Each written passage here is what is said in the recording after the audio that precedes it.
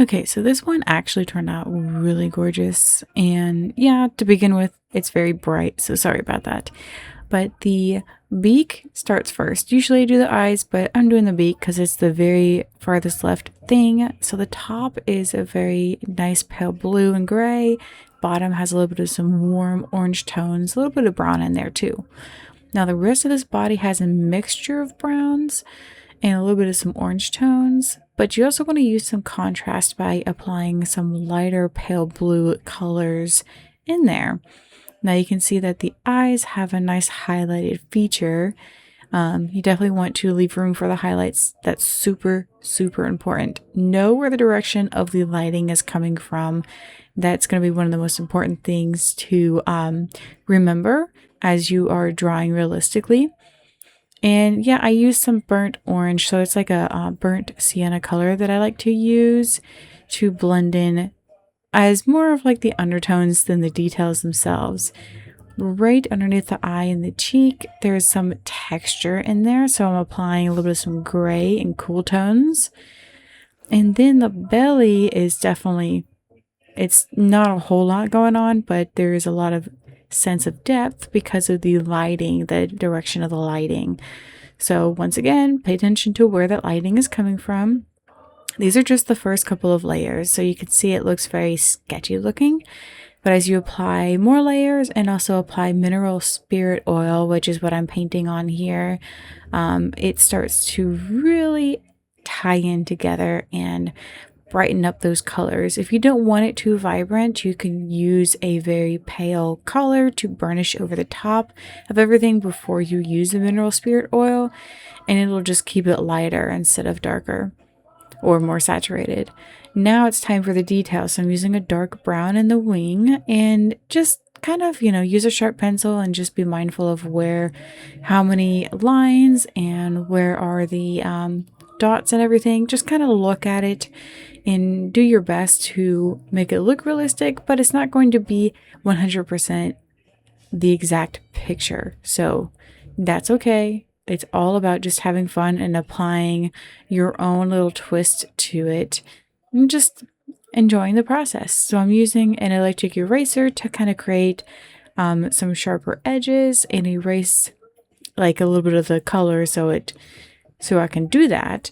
You can, if you're interested in any of the materials that I'm using, you can click the link below. It's an ebook that you can download and it has all the materials that I currently use.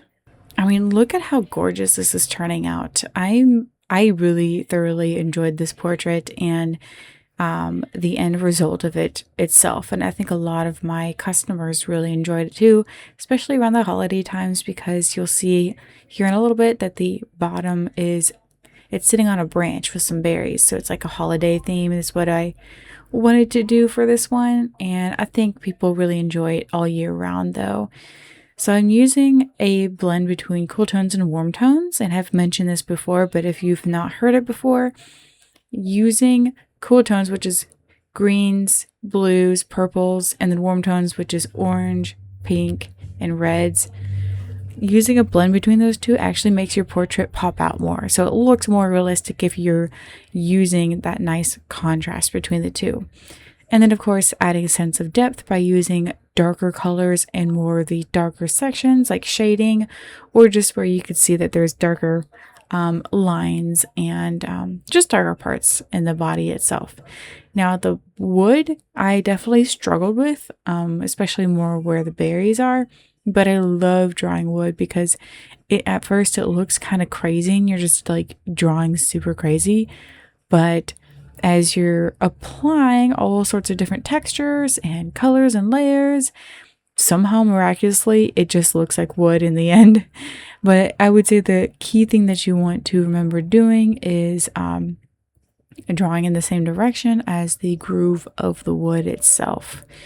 That's very, very important. I'm also waiting to draw the berries until last, mostly because I just dread doing them. But I think too that it's a very different color. It's a different set of colors. So I kind of waited till last to keep that set of colors separate from the rest of the portrait. Same thing for the wood. It's similar colors to the wren, but it's a separate set of colors compared to just drawing the bird. So having those separate is, at least for me, it helps my brain to not like get so overwhelmed with the amount of color pencils that are out and just laying there everywhere. But the same thing applies with the berries, is you need to have a sense of direction, a sense of lighting. So you're going to be drawing a little bit darker towards the base. That way it looks like it's kind of sitting on something, and then lighter towards the top. You can use a white color pencil to burnish. Then you can use the mineral spirit oil to just kind of finish it off and make it look a little bit more painted than sketchy looking. If you like that sketch look, then you don't have to use mineral spirit oil. That's okay. But for me, I like a blend of a little bit of both, mostly the painted look. I don't know why, but that's just a preference. Some people like more of the sketch, or like hyper realistic or heavily saturated look too. So I've seen some where they just look more like a vibrant painting instead, but they have natural colors at the same time. So it's just like really messes with my mind.